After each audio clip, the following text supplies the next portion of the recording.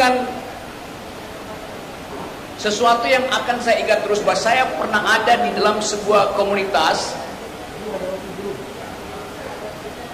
Kembang Tanjung. Yang dikembangkan bukan sekedar silaturahmi, tapi akal pikiran. Yang dikembangkan adalah keinginan untuk merawat bangsa ini dengan keadilan. Jadi saya di sini minoritas, sangat minoritas. Tapi saya ingat bahwa Nabi Muhammad menulis naskah Traktat Madinah yang isinya adalah dalil tentang kesetaraan manusia, yang isinya adalah undangan persahabatan. Jadi sangat kontekstual yang diterangkan tadi oleh teman-teman, bahwa kita masuk dalam upaya untuk merefleksikan gaya berpikir, gaya batin, gaya politik dari Nabi Muhammad. Jelas Nabi Muhammad adalah seorang politisi. Jelas Nabi Muhammad adalah seorang negarawan. Jelas Nabi Muhammad adalah pemimpin dunia, karena sesuatu yang diucapkan dari tahun abad ke-6, tahun 602 Masehi, sampai sekarang orang membaca kembali risalah sosiologis atau versi politik atau terjemahan hermeneutik dari ayat-ayat Quran, terutama tentang keadilan sosial. Sekarang ada keresahan di dunia ini, desain apa yang memungkinkan manusia hidup berdampingan dalam status keadilan sosial. Ada kapitalisme, gagal. Ada komunisme, berbahaya. Orang masuk sekarang pada upaya untuk memikirkan jenis ekonomi, jenis transaksi sosial yang dasarnya adalah kesetaraan manusia. Orang pergi pada studi-studi baru tentang Islam. Karena Islam adalah dokumen yang selesai, dokumen yang final, sebagai revelation, sebagai wahyu.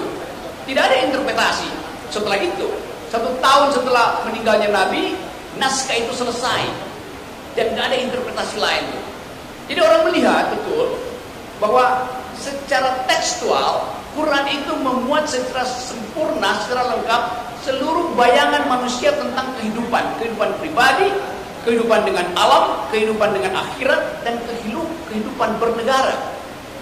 Jadi saya menganggap bahwa ini ada satu dokumen sosial yang jadi acuan ketika dunia mengalami fata morgana, mengalami ilusi tentang masa depan. Itu yang memungkinkan. Saya belajar filsafat Islam cukup lama, 5-6 tahun, dan sekarang masih baca tuh. Tapi yang unik pada kita adalah kalau kita mau refleksi tentang apa sebetulnya nilai kepemimpinan leadership dari Nabi Muhammad. Apa leadershipnya? Fakta pertama adalah kepemimpinan beliau terus menjadi model dari sepertiga umat manusia. Banyak sekali itu. Kalau sekarang 9 miliar, ada 3 miliar orang secara statistik yang menganggap bahwa desain keadilan sosial ada pada Islam. Kita punya Pancasila, tapi itu adalah kesepakatan kewarganegaraan yang interpretasinya masih macam-macam itu. Jadi saya senang di sini karena kita mampu untuk mengucapkan kembali dalil-dalil itu. Dalil pertama yang saya tahu, dan saya kira bagian yang paling penting tadi adalah perintah untuk berjihad. Berjihad artinya mengucapkan kebaikan dan menyelenggarakan kebaikan. Berjihad artinya menghalangi keburukan dan mengupayakan tidak bertambahnya kejahatan. Itu pengertian saya. Tetapi negara sering menganggap jihad artinya kekerasan. Jadi negara buta huruf terhadap interpretasi sosiologis, interpretasi perdamaian yang diajarkan di dalam kitab suci Al-Quran. Saya membaca banyak verses itu. Kita sekarang ada dalam upaya untuk memahami bagaimana mungkin kitab itu diturunkan pada seseorang yang buta huruf. Bagaimana mungkin kitab itu diajarkan dan diterima oleh sepertiga bangsa manusia.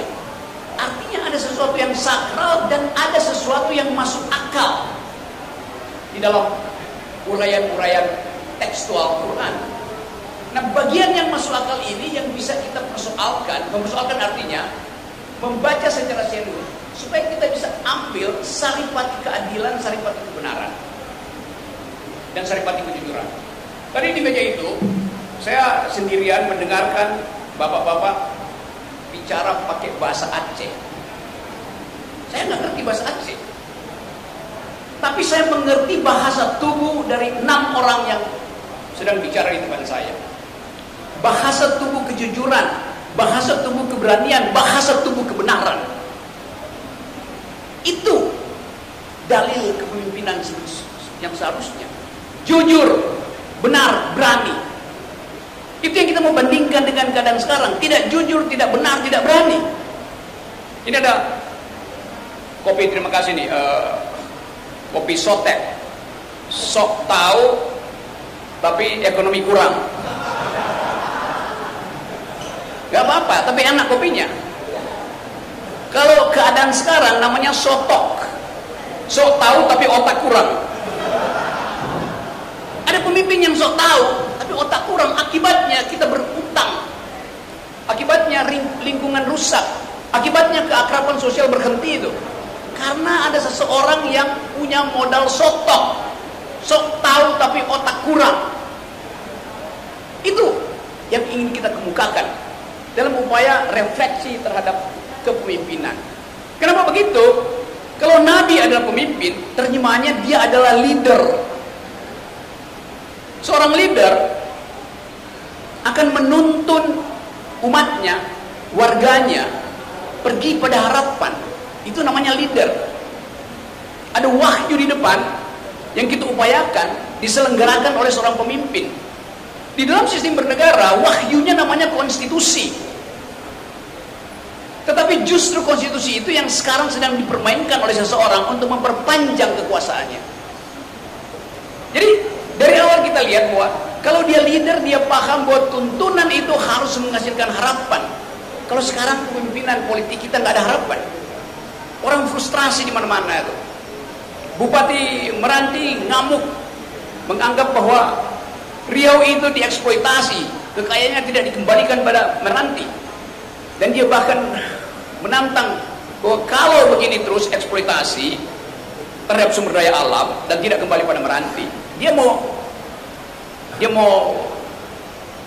mungkin dia berpikir lebih baik itu jadi bagian dari provinsi Malaysia. Demikian juga di tempat yang lain. Saya baca tadi di koran, Bupati Pasir Utara, tempat ibu kota negara akan dipindahkan, mengeluh bahwa di situ tidak ada universitas. Baru sekarang dia terbuka pikiran bahwa ibu kota negara tanpa akal itu artinya tempat untuk tambah ketidakadilan. Dan kita mulai paham bahwa kenapa para bupati mulai resah sekarang, karena ketidakadilan tidak tiba. Kalau misalnya kita berpikir bahwa IKN itu adalah semacam upaya untuk memperlihatkan kemegahan bangsa, di situ akan ada perusakan lingkungan, di situ akan ada makhluk Tuhan yang akan disingkirkan demi menanam beton di IKN. Padahal doktrin Islam adalah pelihara, hormati semua makhluk. Jadi IKN itu tidak berbasis pada sosiologi Islamis yang memerintahkan manusia untuk saling bersahabat, bahkan bersahabat dengan makhluk. Kalau kita perluas pembicaraan ini, kita kehilangan kemampuan untuk membaca masa depan, karena seolah keadilan sosial itu terhalang oleh kita. Doktrin sosial Islam adalah kesetaraan manusia, bahkan kesetaraan antar makhluk, penghormatan antar makhluk. Kita diminta untuk berlaku dalam perspektif mencintai itu, bukan memusuhi. Yang terjadi sekarang adalah pertarungan politik sama dengan pertarungan suku, sama dengan pertarungan etnis. Saya pernah membaca kuliah, sebut aja kuliah, atau khutbah terakhir, khutbah Nabi Muhammad terakhir Ketika beliau mengatakan bahwa orang Arab tidak lebih tinggi dari orang Yahudi, orang Yahudi tidak lebih tinggi dari orang Barat, kulit hitam tidak lebih buruk dari kulit putih tidak lebih indah dari kulit hitam. Hal yang itu diucapkan 1300 tahun yang lalu, yang baru dipahami oleh Perserikatan Bangsa-Bangsa setelah Perang Dunia Kedua. Islam mendahului kesetaraan manusia. Nabi Muhammad dalam perspektif itu bukan seorang rasis pasti. Orang Aceh tidak lebih tinggi dari orang Jawa tidak boleh menganggap lebih tinggi dari orang Papua. Itu ajaran Islam. Itu kesetaraan manusia. Itu khutbah terakhir dari Nabi Muhammad. Saya mengingatkan itu pada para pemimpin untuk pergi kembali pada moral code dari hal-hal yang sifatnya teologis, yang hanya mungkin dipahami kalau orang punya kecerdasan, orang punya akal sehat. Dan memang Quran diturunkan ke wilayah kedunguan ketika masyarakat Arab mengalami pensoliman karena otak tidak dikembangkan. Itu yang menyebabkan ayat pertama adalah baca. Kan itu isi pertama, dalil pertama dari Quran. Baca, belajar, pikir, ikro. Bukan kerja.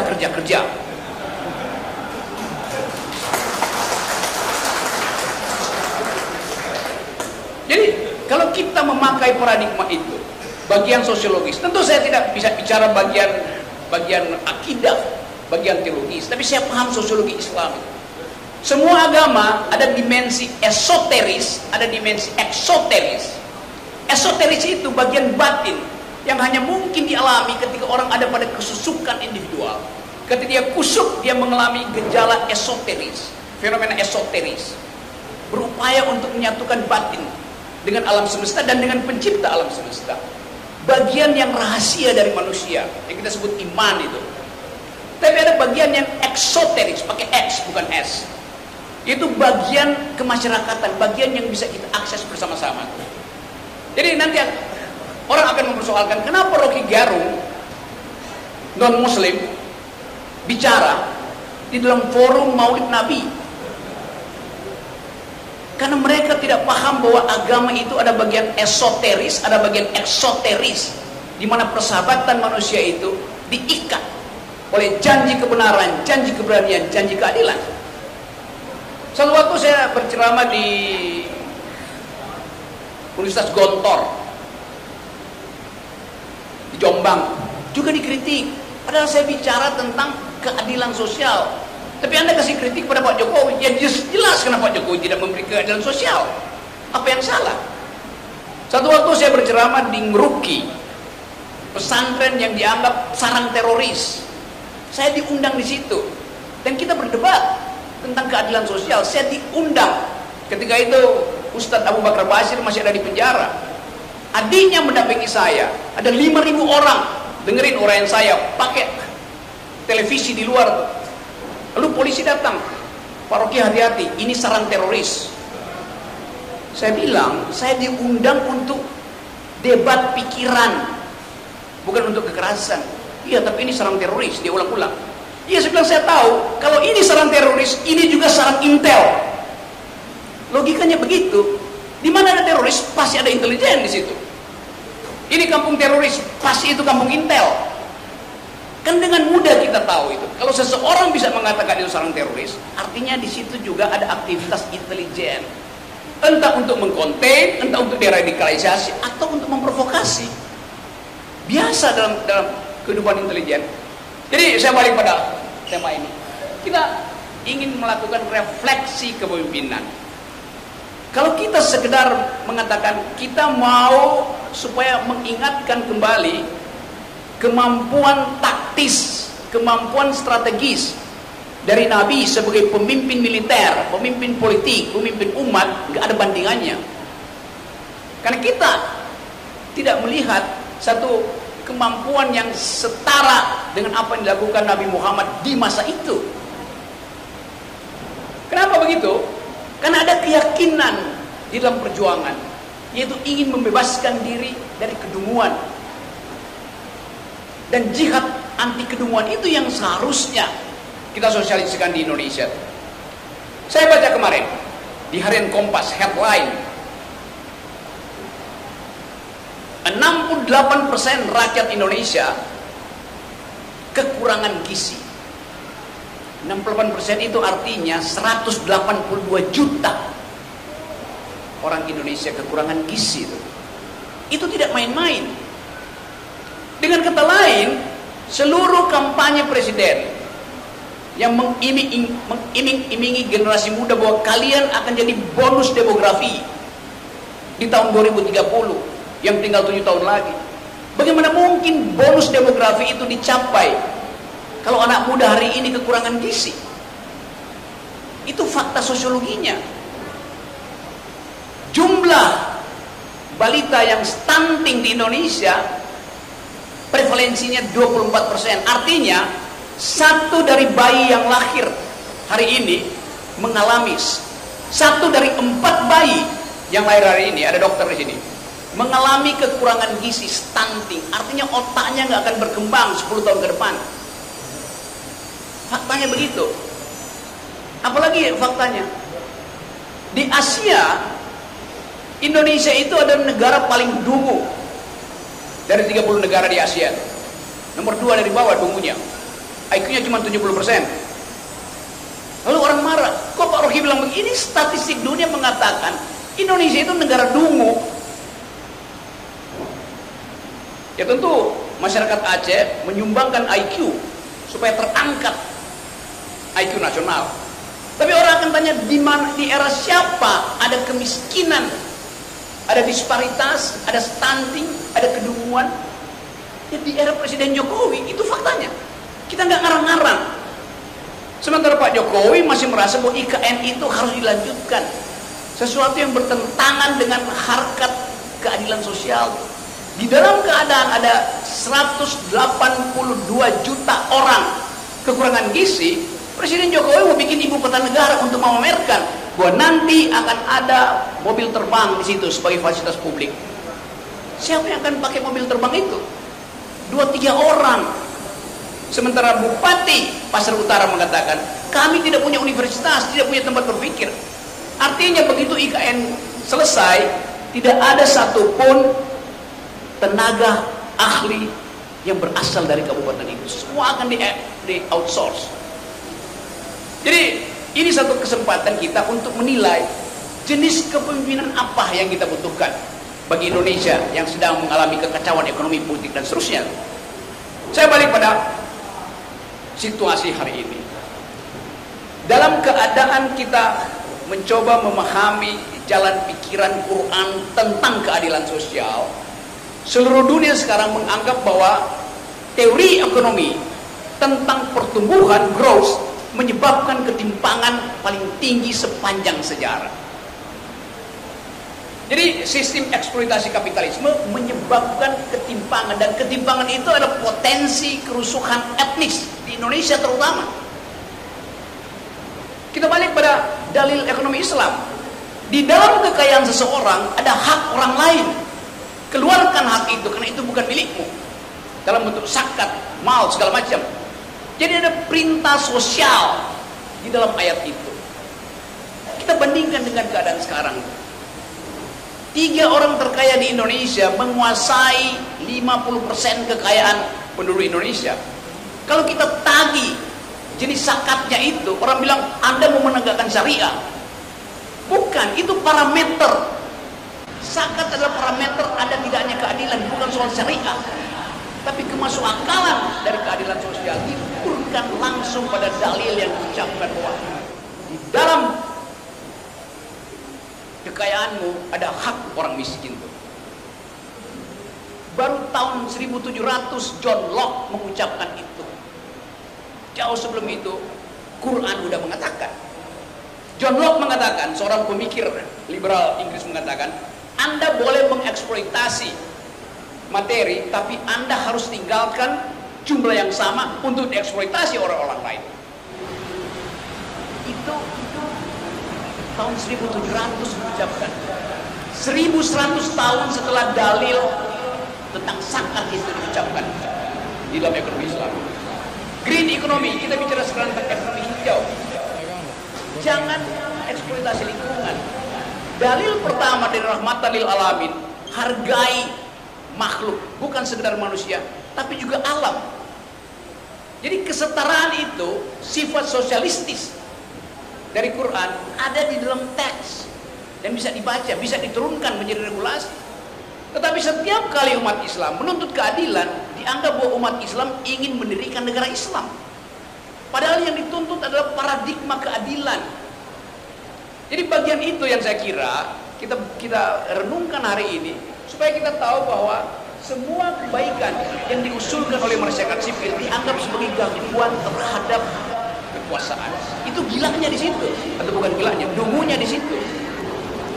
Jadi sekali lagi teman-teman, kesempatan ini adalah bagus sekali karena kita tahu sejarah Aceh adalah sejarah untuk menolak eksploitasi.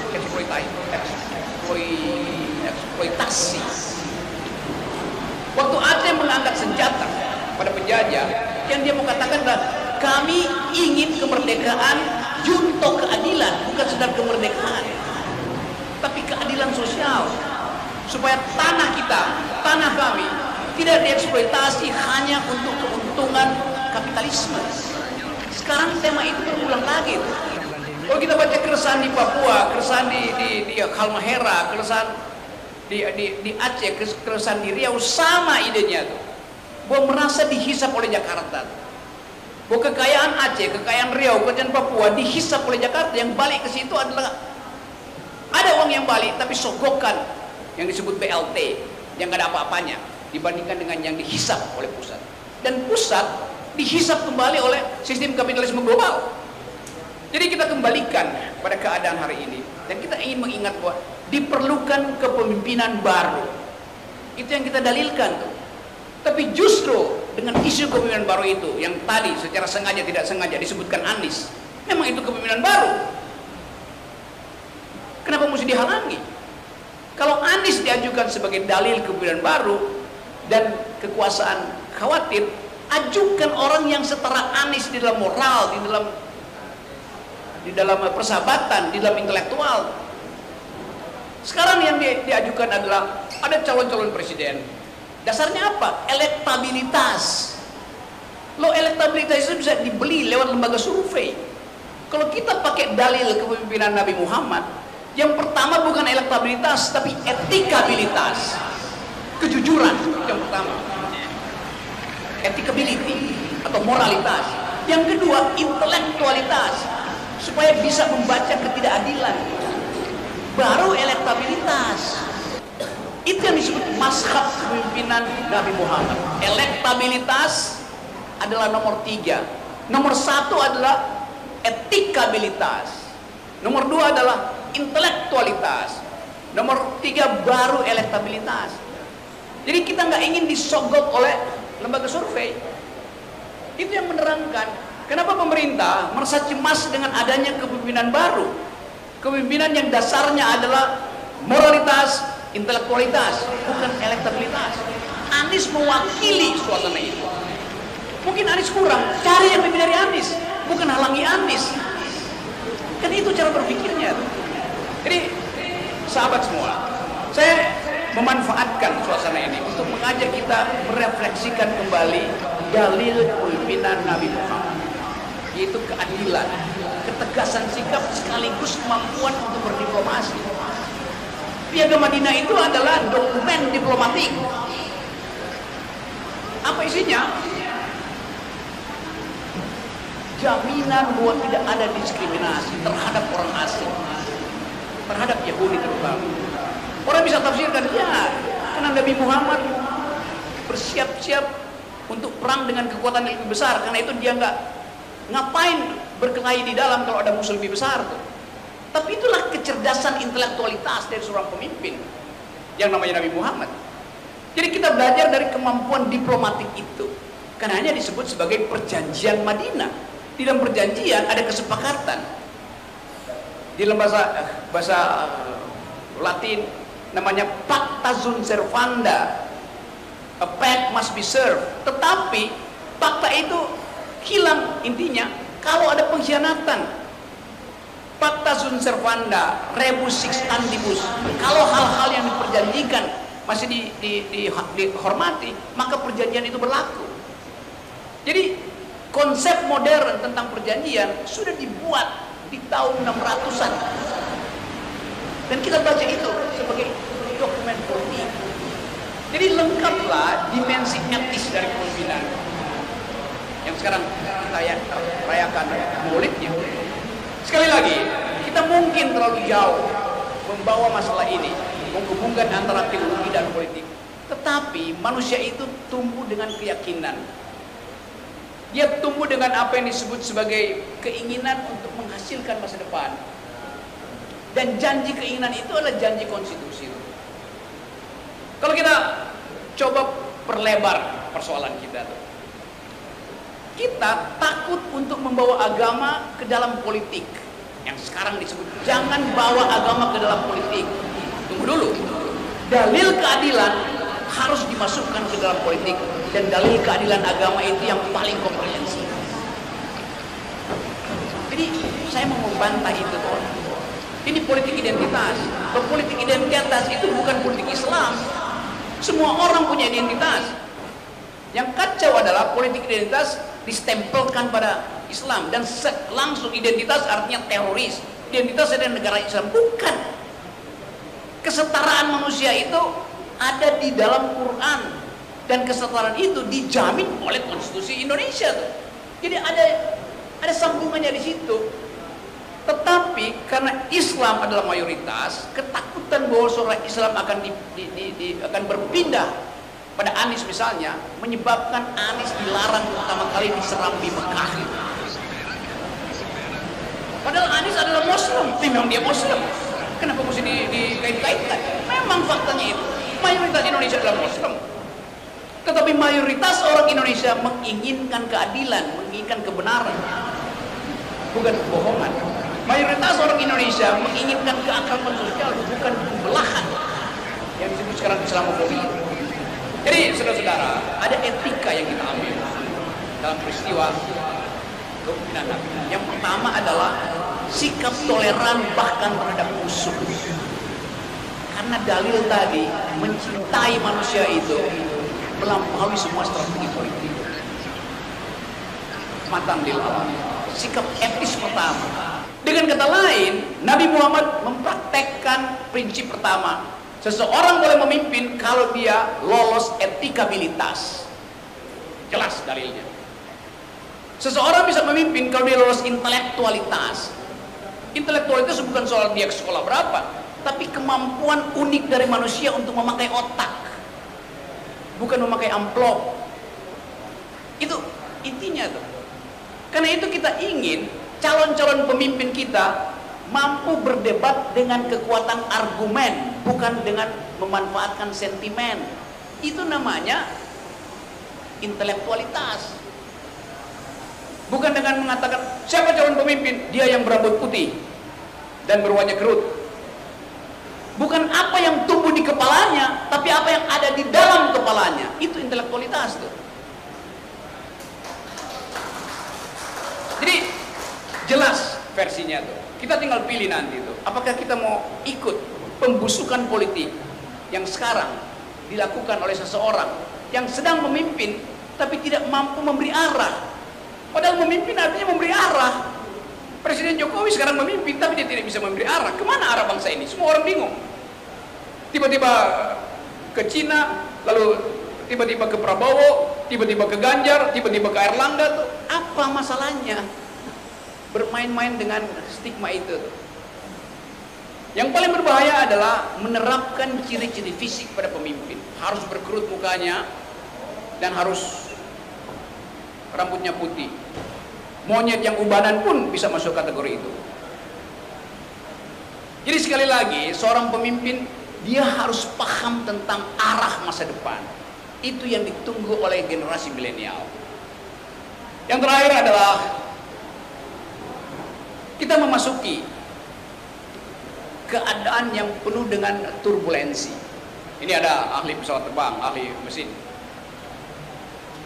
Di dalam keadaan turbulensi, satu-satunya cara menyelamatkan diri adalah fasten your seat belt. Tetapi itu artinya kita bersiap untuk crash landing.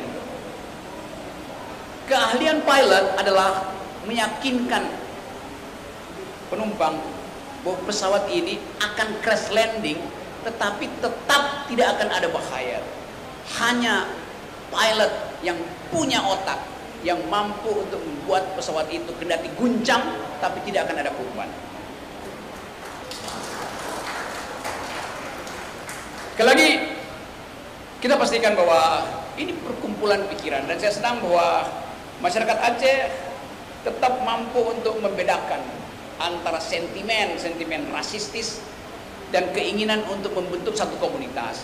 Karena nanti orang akan tanya, kenapa Rocky Gerung ada di situ? Justru karena Aceh paham tentang kemajemukan. Kenapa Rocky Gerung diundang ke situ? Justru karena Aceh paham tentang perdebatan berbasis argumen. Jadi semua kapasitas yang ingin kita wariskan pada generasi baru sudah dimulai dari sebuah kampung yang bernama Kampung Tanjung. Kembang Tanjung artinya kembangkan pikiran. Tanjung artinya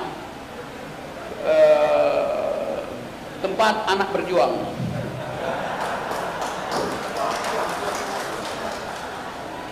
Dan eksodus teman-teman semua itu eksodus dari Aceh, tetapi membentuk kembali keakraban di kota metropolitan. Itu adalah jaminan bahwa Indonesia bisa kita temukan kembali dengan pikiran masyarakat Aceh yang ada di Jakarta. Dan pikiran masyarakat Aceh dari dulu kita tahu pikiran yang ingin merdeka, pikirannya merdeka ya, bukan negaranya. Tapi kalau itu berkonsekuensi merdeka juga nggak ada soal. Jadi sekali lagi sebelum saya kena deli, coba kita lihat kasus yang terakhir, bagaimana KUHP. Aceh dulu dikuasai oleh KUHP Belanda, yaitu tidak boleh menghina Ratu Wilhelmina, menghina ratu atau raja Belanda itu dihukum itu dengan pidana badan. Memang itu betul pada waktu itu karena tubuh publik raja atau tubuh publik ratu menyatu dengan tubuh privatnya. Kalau dihina tubuh publiknya, tubuh privatnya juga terhina. Kalau dihina tubuh privatnya, tubuh publiknya terhina. Kenapa? Karena ratu itu tidak dipilih. Ratu itu menganggap dia dapat warisan, entah karena darah, entah karena Tuhan itu. Jadi menyatu antara tubuh publik dan tubuh privat sang pemimpin. Waktu kita memilih republik dan demokrasi, tubuh itu dibedakan. Ada tubuh privat presiden namanya Jokowi, ada tubuh publik presiden namanya Presiden Jokowi. Sekarang KUHP bilang tidak boleh menghina presiden. Kalau presiden itu tubuh publik, yang bisa terhina adalah martabat manusia, bukan martabat presiden. Nggak ada istilah martabat presiden. Anda baca ensiklopedia yang ada human dignity, martabat manusia. Presiden bukan manusia, presiden jabatan. Itu bedanya tuh. Jadi memang itu undang-undang yang undang-undang yang dulu lah. Bagaimana mungkin kita menghina barang? Presiden itu kan barang bukan orang. Yang orang adalah Jokowinya tuh. Presiden itu diikat oleh hukum administrasi negara tuh. Jadi sekali lagi, kalau kita bayangkan sekarang bahwa kita memang memburuk dalam segala hal tuh. KUHP kita buruk, undang-undang Omnibus Law buruk tuh. Yang lebih berbahaya teman-teman adalah ada 272 kepala daerah yang akan ditunjuk oleh Presiden Jokowi. Kan itu faktanya. Sekarang udah 60 atau udah 80 kepala daerah yang ditunjuk oleh Presiden Jokowi sebagai pejabat sementara. Saya tunjukkan bahayanya. Yang pertama, kalau dia disebut sementara 2 minggu oke, 2 bulan oke. Ini 2,5 tahun. Artinya separuh dari tahun pemilu. Pemilu kita 5 tahun. Setengah tahun, 272 kepala daerah itu tidak mengikuti prinsip pemilihan umum. Padahal konstitusi kita pasal 1 ayat 2 mengatakan Kedaulatan berada di tangan rakyat. Yang terjadi adalah pemimpin-pemimpin ini tidak dipilih oleh kedaulatan rakyat, tapi oleh kedaulatan presiden. Jadi Indonesia sekarang prinsipnya kedaulatan presiden, bukan kedaulatan rakyat. Harusnya kalau di negara beradab udah di-impeach Presiden Jokowi itu. Karena dia udah melanggar konstitusi pasal 1 ayat 2. Pasal berikutnya mengatakan bahwa semua pemimpin publik harus dipilih secara demokratis. Jelas verbatim di dalam konstitusi. Dipilih demokratis, dipilih oleh rakyat, bukan ditunjuk oleh presiden. Itu bahayanya tuh. Ya kita lagi kampanye bahwa presiden bisa diimpeach. Di mana buktinya? Di Peru kemarin seminggu lalu presiden melakukan hal yang sama, melanggar konstitusi. Akibatnya dia ditangkap polisi. Presiden Peru ditangkap polisi. Waktu ditanya kepada polisi, Anda menangkap presiden? Enggak, saya enggak menangkap presiden, saya menangkap pelanggar konstitusi. Jelas dalilnya tuh. Anda lihat sekarang 80 pejabat sudah diangkat oleh presiden selama 2,5 tahun. Artinya sampai 2024 selesai, sampai pemilu selesai. Coba Anda perhatikan, 80 jabatan kepala daerah itu kalau dikonversi di dalam suara itu kira-kira 180 juta suara. Jadi 80 pejabat daerah ini menguasai 180 juta penduduk Indonesia. Itu potensi pelanggaran pemilu, karena akan diarahkan 180 juta itu untuk memilih tokoh yang akan diasuh oleh 80 orang yang diangkat presiden. Siapa dia? Ya pasti tokoh yang diinginkan presiden. Karena tidak ada pertanggungjawaban publik di situ. Jadi kita ada dalam bahaya, dan kita ingat kembali bahwa perintah pertama dari konstitusi, daulat rakyat bukan daulat presiden. Jadi teman-teman, dalam acara Maulid ini kita sekali lagi mengingat bahwa ada naskah Quran, ada hadis yang dua-duanya ada bagian teologis dari doktrin Islam. Ada naskah konstitusi yang juga diandalkan pada prinsip yang sama, yaitu keadilan sosial. Tetapi naskah konstitusi kita sekarang sedang dipermainkan untuk diubah. Jadi kalau sekarang ada usulan ya undang-undang dasar sebaiknya direvisi. Oh iya, itu ide yang bagus, karena keadilan sosial di versi undang-undang sekarang sangat mungkin bertentangan dengan dalil keadilan sosial. Tetapi merevisi itu memungkinkan revisinya justru jadi buruk, karena akan dimasukkan pasal-pasal untuk memperpanjang kekuasaan. Paling enggak kalau ada agenda, mari kita bahas kembali Undang-Undang Dasar 45. Membahas kembali artinya memberi kesempatan pada presiden untuk jangan dulu bikin pemilu, tunggu pembahasan itu. Artinya memperpanjang presiden. Jadi sekali lagi sebelum kita mungkin ada sedikit pembicaraan kecil, kita anggap bahwa kita ingin meniru kepemimpinan yang berbasis pada keadilan sosial, pada kebenaran dan pada kejujuran, dan itu ada di dalam sikap etis dari Nabi Muhammad SAW.